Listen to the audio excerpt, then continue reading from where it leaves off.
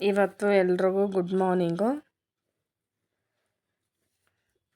ಇವತ್ತು ಏನು ಮಾಡ್ತಾ ಇದ್ದೀವಿ ಅಂದರೆ ನುಗ್ಗೆಕಾಯಿ ಸೂಪು.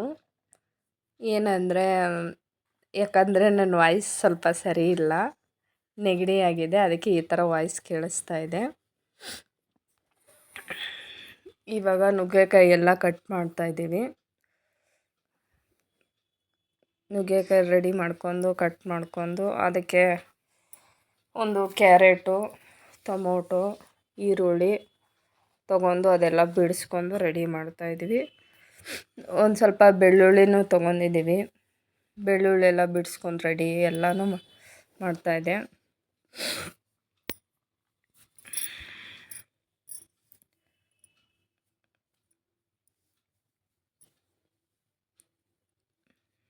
ಇವಾಗ ಆಗಿದೆ.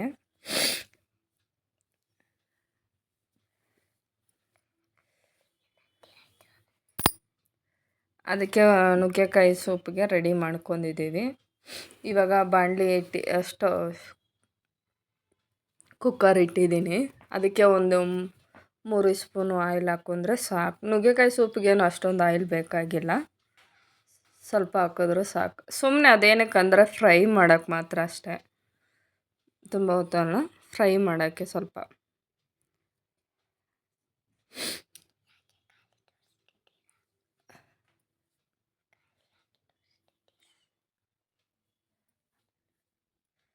ಇವಾಗ ಈರುಳ್ಳಿ ಎಲ್ಲ ಬಿಡಿಸ್ಕೊಂಡಿದ್ದೀವಲ್ಲ, ಅದು ಈರುಳ್ಳಿ ತೊಗೊತಾ ಇದ್ದೀನಿ.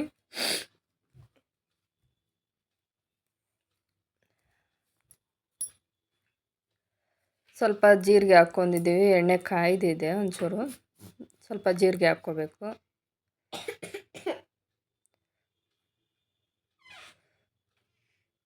ಆಮೇಲೆ ಸ್ವಲ್ಪ ಹಿಂಗು ಹಾಕಿದ್ದೀನಿ.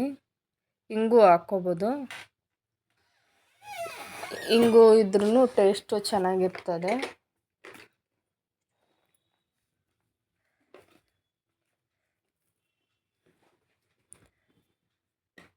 ಸುಮಾರು ಹೇಳ್ತಾಯಿದ್ರು ನುಗ್ಗೆಕಾಯಿ ಸೂಪ್ ಚೆನ್ನಾಗಿರ್ತದೆ. ನಾನು ಇದೇ ಫಸ್ಟ್ ಟೈಮ್. ನಮ್ಮೂರ ಕಡೆಯೂ ಇಲ್ಲ, ಉತ್ತರ ಕರ್ನಾಟಕ ಕಡೆ. ಆದರೆ ಇಲ್ಲಿ ಬೆಂಗಳೂರಲ್ಲಿ ಇದ್ದೀವಲ್ಲ, ಎಲ್ಲ ಕಲ್ತಿದ್ದೀವಿ ಅಂತ ಮಾಡ್ತಾಯಿದ್ದೀವಿ.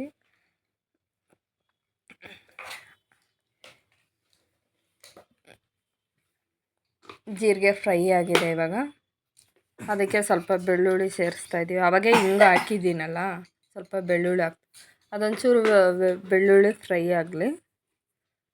ಇವಾಗ ಸ್ವಲ್ಪ ಈರುಳ್ಳಿ ಹಾಕ್ಕೊತಾ ಇದ್ದೀನಿ. ಅದು ಈರುಳ್ಳಿನೂ ಫ್ರೈ ಆಗಲಿ. ಸ್ವಲ್ಪ ಬಾಡಿಸ್ಕೊಂಡ್ರೆ ಸಾಕು, ತುಂಬ ಏನು ಬೇಡ. ಇದು ಸಾಂಬಾರಿಗೆ ಅದಕ್ಕೆ ಹಾಕ್ತೀವಲ್ಲ, ಆ ಥರ ಏನು ಬೇಡ. ಸುಮ್ಮನೆ ಲೈಟಾಗಿ ಫ್ರೈ ಆದರೆ ಸಾಕು.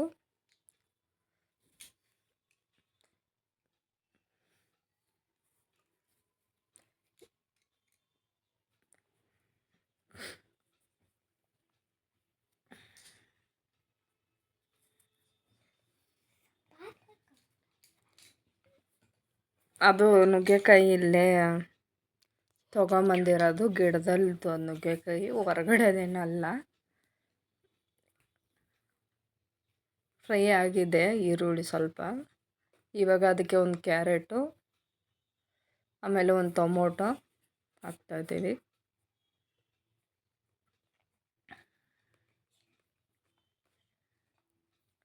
ಅದು ಸ್ವಲ್ಪ ಫ್ರೈ ಮಾಡ್ಕೋಣ.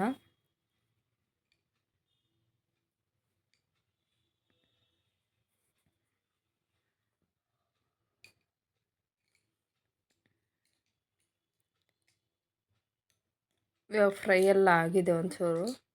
ಅದಕ್ಕೆ ಸ್ವಲ್ಪ ಅರಿಶಿನ ಸೇರಿಸ್ಕೋಣ.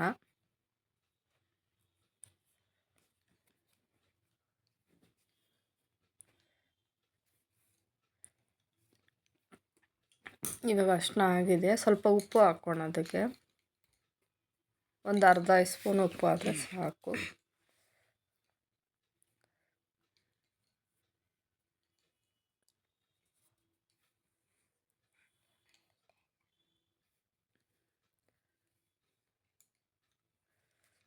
ಸ್ವಲ್ಪ ಪೆಪ್ಪರ್ ಪುಡಿ ಹಾಕ್ತಾಯಿದ್ದೀವಿ. ಆದರೆ ಕೆಲವ್ರಿಗೆ ಖಾರನೂ ಬೇಡ, ಆದರೆ ನಮಗೆಲ್ಲ ಸ್ವಲ್ಪ ಖಾರ ಬೇಕಲ್ಲ, ಅದಕ್ಕೆ ಪೆಪ್ಪರ್ ಪುಡಿ ಹಾಕೋದು ಚೆನ್ನಾಗಿರ್ತದೆ. ಕೆಲವರಿಗೆ ಖಾರ ಬೇಡ ಅಂದವರು ಪೆಪ್ಪರ್ ಪುಡಿ ಬೇಕಾಗಿಲ್ಲ. ಇವಾಗ ನುಗ್ಗೆಕಾಯಿ ಎಲ್ಲ ತೊಳೆದು ಕಟ್ ಮಾಡಿ ಇಟ್ಟಿದ್ನಲ್ಲ, ಆವಾಗಲೇ ಕಟ್ ಮಾಡೋದು, ಅದಕ್ಕೆ ಇವಾಗ ಹಾಕ್ತಾಯಿದ್ದೀವಿ. ತುಂಬ ಹೊತ್ತೇನು ಫ್ರೈ ಬೇಡ, 1-2 ನಿಮಿಷ 3 ನಿಮಿಷ ಸಾಕಷ್ಟೆ. ಯಾಕಂದರೆ ಅದೆಲ್ಲ ಹೊಂದ್ಕೋಬೇಕಲ್ಲ, ಅಷ್ಟೇ ಫ್ರೈ ಮಾಡೋದು.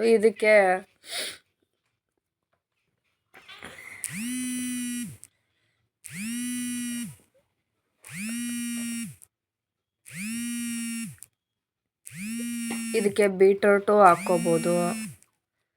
ಇವಾಗ ನಾವು ಕ್ಯಾರೆಟ್ ಹಾಕಿದ್ದೀವಲ್ಲ, ಬೀಟ್ರೂಟೂ ಹಾಕ್ಕೋಬೋದು, ಏನು ತೊಂದರೆ ಇಲ್ಲ.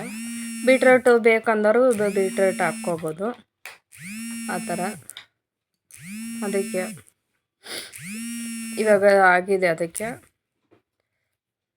ಸ್ವಲ್ಪ ನೀರು ಸೇರಿಸೋಣ. ಅದಕ್ಕೆ ಒಂದು 3 ವಿಜಿಲ್ಲು ಹಾಕಿದ್ರೆ ಸಾಕು. ಎಷ್ಟು ಒಂದು ಅರ್ಧ ಲೋಟ ಅಷ್ಟು ನೀರು ಸಾಕು. ಗಟ್ಟಿ ಬೇಕಾದ್ರೆ ಆಮೇಲೆ ಹಾಕ್ಕೋಬೋದು. ಅದಕ್ಕೆ ಇವಾಗ ಕುಕ್ಕರ್ ಮುಚ್ಚಳ ಹಾಕ್ಬಿಟ್ಟು ಒಂದು 3 ಕೂಗು ಹಾಕ್ಸ್ಕೊಳೋದು. ಇವಾಗ ಅದಾಗಿದೆ. ಸ್ವಲ್ಪ ಹೊತ್ತು ಬಿಸಿಗೆ ಒಂದು 10 ನಿಮಿಷ ಫ್ಯಾನ್ ಗಾಳಿಗೆ ಇಟ್ಬಿಟ್ಟಿದ್ದೆ. ಆಮೇಲೆ ಅದು ಆರಿದ್ಮೇಲೆ ಮಿಕ್ಸಿಗೆ ಹಾಕ್ಬೇಕು. ಯಾಕಂದರೆ ಬಿಸಿ ಬಿಸಿ ಮಿಕ್ಸಿಗೆ ಹಾಕೋಕ್ಕಾಗಲ್ಲಲ್ಲ, ಅದಕ್ಕೆ. ಇವಾಗ ಅದು ಸ್ವಲ್ಪ ಮಿಕ್ಸಿಗೆ ಹಾಕೋಣ.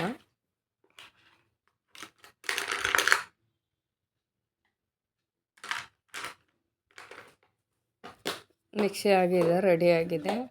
ಇವಾಗ ಜರಡಿ ಇರ್ತದಲ್ಲ, ಜರಡಿಯಲ್ಲಿ ಸೋಸ್ಕೋಣ.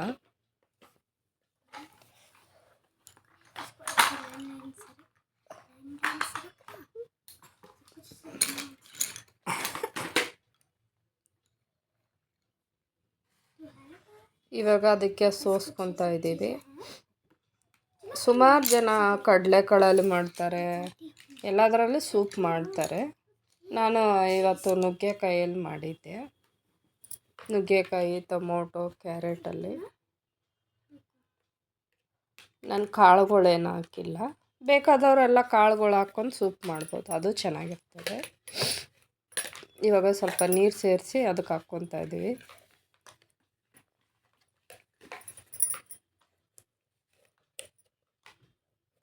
ಅದೆಲ್ಲ ಸೋಸ್ಕೋಬೇಕು ಸ್ವಲ್ಪ ಹೊತ್ತು ಚೆನ್ನಾಗಿ. ಇಲ್ಲಾಂದರೆ ಅದರಲ್ಲೆಲ್ಲ ಹಂಗೆ ಉಳ್ಕೊಂಡ್ಬಿಡ್ತದೆ ನುಗ್ಗೆಕಾಯಿದು.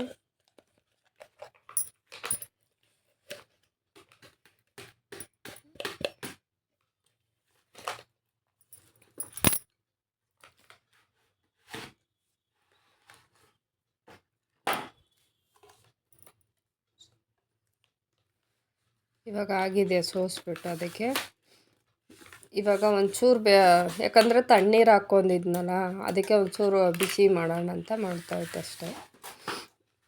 ಅದು ಬಿಸಿನೀರಾದರೆ ಕಲ್ಕೊಂಡ್ಬಿಡ್ತದೆ. ಇದು ಬಿಸಿನೀರು ಹಾಕಿಲ್ಲ, ನಾನು ಒಂಚೂರು ತಣ್ಣೀರು ಹಾಕ್ತೆ. ನೀವು ಬೇಕಾದರೂ ಬಿಸಿನೀರು ಹಾಕ್ಕೋಬೋದು, ತಣ್ಣೀರು ಹಾಕ್ಕೋಬೋದು. ಸ್ವಲ್ಪ ಏನಿಂತ ಆಗಿದೆ ರೆಡಿ. ಇಷ್ಟ ಆದರೆ ಲೈಕ್ ಮಾಡಿರಿ.